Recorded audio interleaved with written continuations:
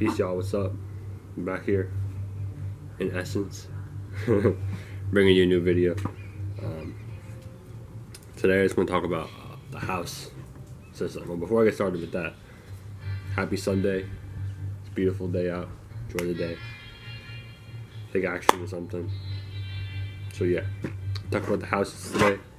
This is pretty bad circle, but it's good enough.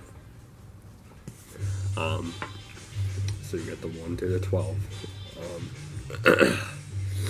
So first of all, there's a trinity. Metaphysically, is a trinity. So the trinity is the spirit, the soul, and the body.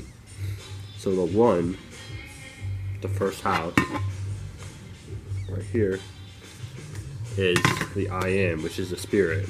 It's the flame, it's the spark, it's where you began to operate. It's cardinal fire. So you know, the spirit, the 1 is the spirit. It is the flame, it is the spark, it is where you began to operate. And the 2 is represents the soul, represents the I have, represents your individual soul.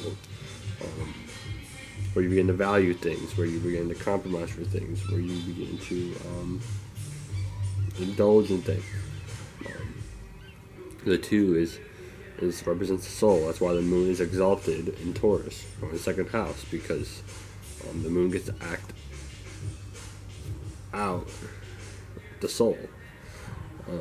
And then, so it's the spirit and the soul. And the 3 is the body, which is your I think, which is your manifestation of the soul, manifestation of your soul and your spirit. It's your communication with the surroundings. It's your body. It's where you communicate your surroundings with people, with things, with places. That represents the body, represents this physical plane that we're in right now.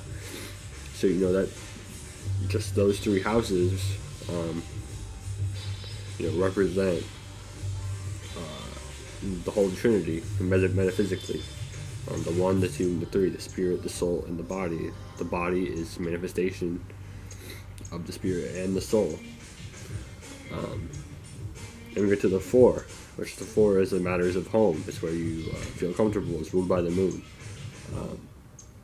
It's mutable air. It's being able to adapt to new ways. Adapt to other people's ways of thinking, communicating, and analyzing. So matters of home, not just fit externally, but within yourself, where you feel comfortable within yourself. So when you move the 1, 2, and 3, now you begin to find where you feel comfortable, where you where you create comfort. And then the 5, which is represents fixed fire, which is I will, which is the Leo constellation. Number 5 equals creativity, the way you express yourself, fun, entertainment, what you choose to entertain, which is the sun, because this is why this is ruled by the sun. What you choose to pay attention towards. But the 5 is where you begin to express yourself, where you begin to creatively express yourself, whether that be through a medium or just in general, like I'm doing right now. The 6th house represents I analyze, which is mutable earth, which is being able to adapt to new ways of thinking, communicating, and being practical. Not thinking and communicating, just thinking and being practical. The 6th house represents work, it represents jobs, it represents routine, it represents scheduling, it represents what you pay attention to in detail, what you detailed work.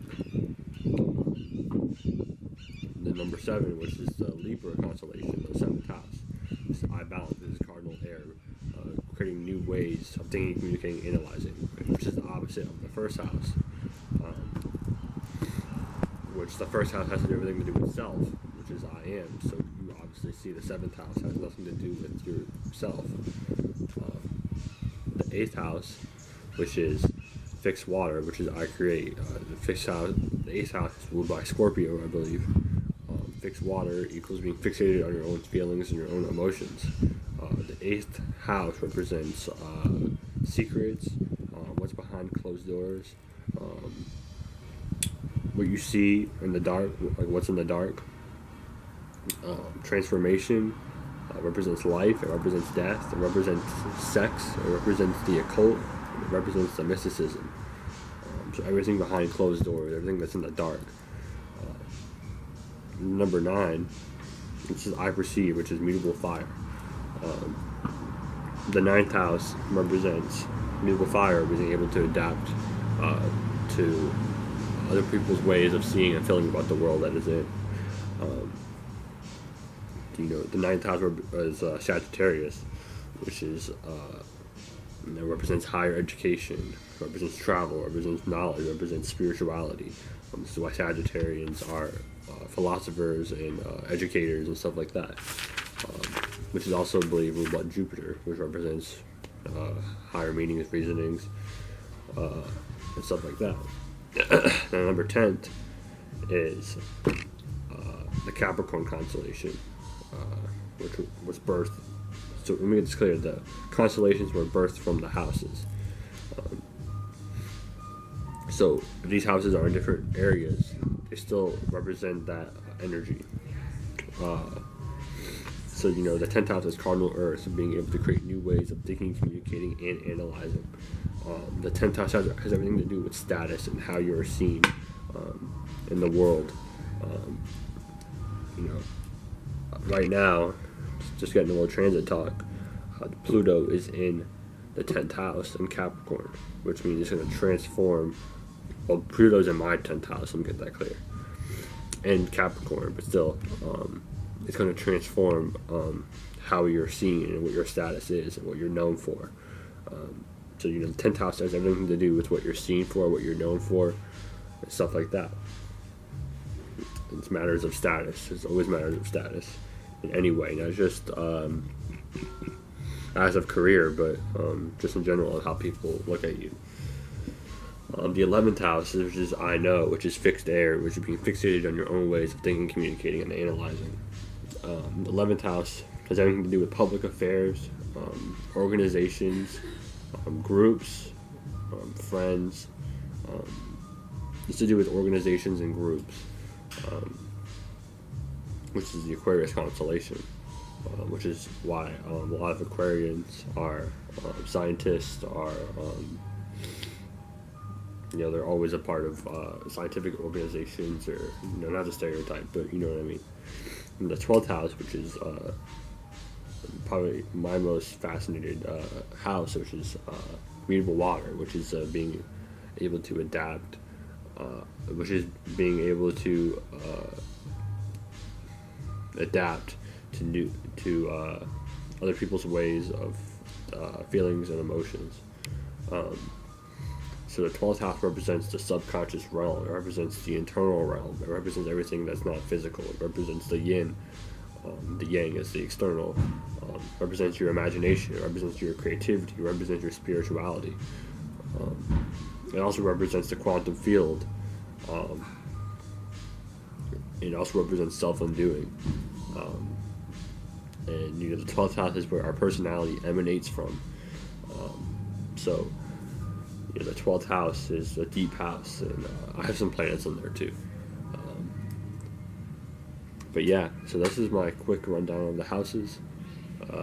Leave your comments below if you have any questions. Much love to y'all. I'll have to record another video after this, so we out you. Peace out.